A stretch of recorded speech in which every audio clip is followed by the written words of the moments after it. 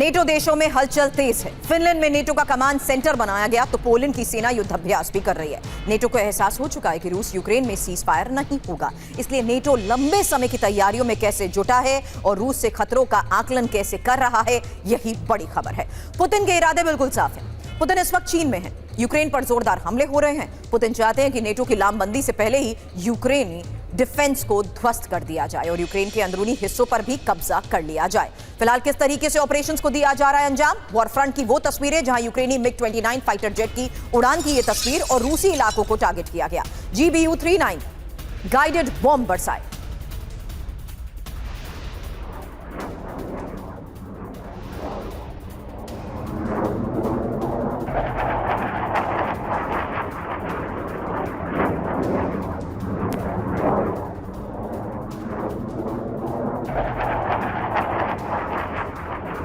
अगली तस्वीर यूक्रेनी ड्रोन से रूसी ठिकानों पर हमले की वो तस्वीर जहां बंकर में कैसे तेज धमाका हुआ, देखिए। इसी बंकर में मौजूद थे रूसी सैनिक जिन्हें टारगेट किया गया।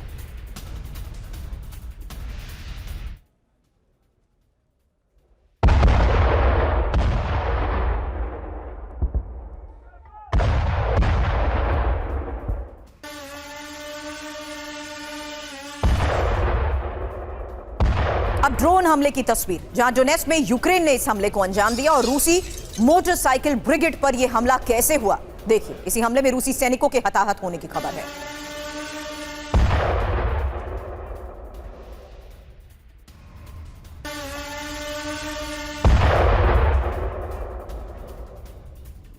अब वेनेजुएला के नशा कारोबार पर अमेरिकी हमला, जहां नशे से भरी बोट को कैसे उड़ाया गया उसकी तस्वीर सामने आई। ये देखिए, अमेरिकी रॉकेट हमले में बोट तबाह।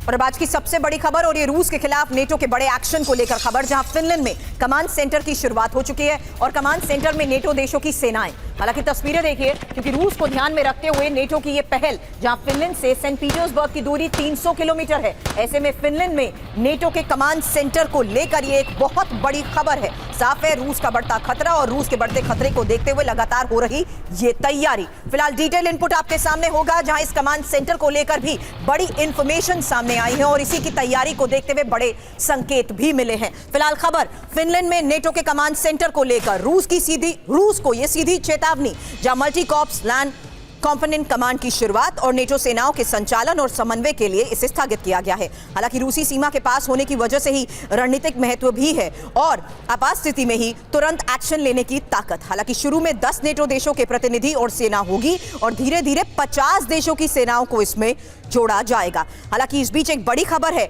और यह जंग की तैयारी में जुटे पोलैंड को लेकर खबर, जहां साल का सबसे बड़ा सैन्य अभ्यास पोलैंड कर रहा है। रूसी खतरों के मद्देनजर पोलैंड के युद्धाभ्यास की यह खबर।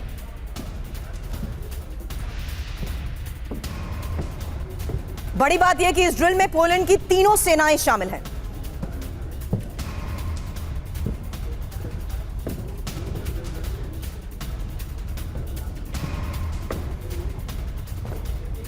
इस तैयारी युद्धाभ्यास की तस्वीर आपने देखी। अब डिटेल इंफॉर्मेशन, क्योंकि यूरोप में महायुद्ध की बारी, आयरन डिफेंडर 25 से ये तैयारी। अब रूसी खतरे की बात, रूसी खतरे को ही देखते हुए पोलैंड में ये ड्रिल की जा रही है, जहां पोलैंड में साल का ये सबसे बड़ा सैन्य अभ्यास है, समंदर, जमीन और हवा में वॉर ड्रिल। हालांकि इस ड्रिल में 34,000 पोलिश सैनिक भी शामिल हैं। 600 खतरनाक उपकरण जहाज के साथ ये ड्रिल हो रही है। इसी युद्धाभ्यास में यूएस और नेटो के कई देश भी शामिल बताए जा रहे हैं। लेकिन बड़ी बात यही है कि रूस के बढ़ते खतरे के बीच किस तरीके से यूरोप में महायुद्ध की बारी आने से पहले हो रही है ये तैयारी। अब युद्ध विराम पर नेटो में अमेरिकी प्रतिनिधि का भी बड़ा बयान।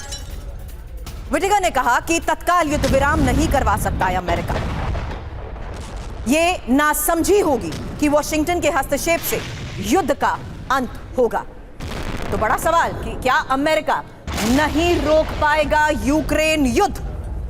जिस तरीके के बयान सामने आ रहे हैं उनके मायने समझना जरूरी है, क्योंकि इस बयान के आधार पर मतलब सीधा यही है कि अमेरिका नहीं रोक पाएगा यूक्रेन युद्ध। फिलहाल खबर क्या है, नेटो में अमेरिकी दूत मैथ्यू विटेकर का यह बड़ा दावा, जहां अमेरिका के पास ऐसा प्रभाव नहीं कि युद्ध तुरंत रुकवा दे। यूक्रेन युद्ध को तुरंत रोकने पर ही मजबूर करने की क्षमता नहीं। सोचना नासमझी होगी कि अमेरिका के कहने पर युद्ध रुकेगा। अमेरिका लंबे समय से शांति के लिए कोशिश भी कर रहा है। अब मतलब इसका क्या है? क्योंकि अमेरिका यूक्रेन संघर्ष को सीधे खत्म नहीं कर सकता है और रूस और यूक्रेन दोनों के अपने अपने हित टकरा रहे हैं। हालांकि तत्काल हल मुश्किल, लेकिन भविष्य के लिए यूएस सक्रिय भी है और अमेरिका और रूस उच्च स्तर पर अभी भी बातचीत कर रहे हैं। सभी पक्ष शांति के पक्षधर हैं, लेकिन जमीनी जटिलताएं बढ़ी हैं। मनीष मेरे सहयोगी इस वक्त हमें ज्वाइन कर चुके हैं। मनीष, मैं जानती हूं कि अब तक आप बीजिंग से ये सीधी तस्वीरें दिखाते आए हैं। हालांकि आज की बीजिंग से तस्वीर जो सामने आई है उस पर जाऊं उससे पहले इस बयान के बारे में आपसे एक रिस्पांस, क्योंकि ग्लोबल ऑब्जर्वर्स के बीच जिस तरीके से अमेरिका की इन कोशिशों को लेकर सवाल गए हैं, कई बड़े सवालिया निशान खड़े हो चुके हैं। ऐसे में एक और बयान जिससे साफ है कि अमेरिका इस युद्ध को नहीं रोक सकता है। जी हाँ, बिल्कुल। देखिए, वैसे तो बीजिंग का सीधे सीधे इन तमाम हालात पर डायरेक्ट कनेक्शन है। वो इसलिए भी कि रूस यूक्रेन युद्ध अब तो रुकने से रहा, खास करके जब चीन से पुतिन लौट कर जाएंगे तब तो वो और अधिक आक्रामक होंगे। और ये इस बात का एहसास नाटो को भी है और इस बात का एहसास अमेरिका को भी है। अमेरिका के पास एक मौका था कि भारत जैसे सहयोगियों की मदद ले, लेकिन उन्होंने ये मौका चूक दिया है।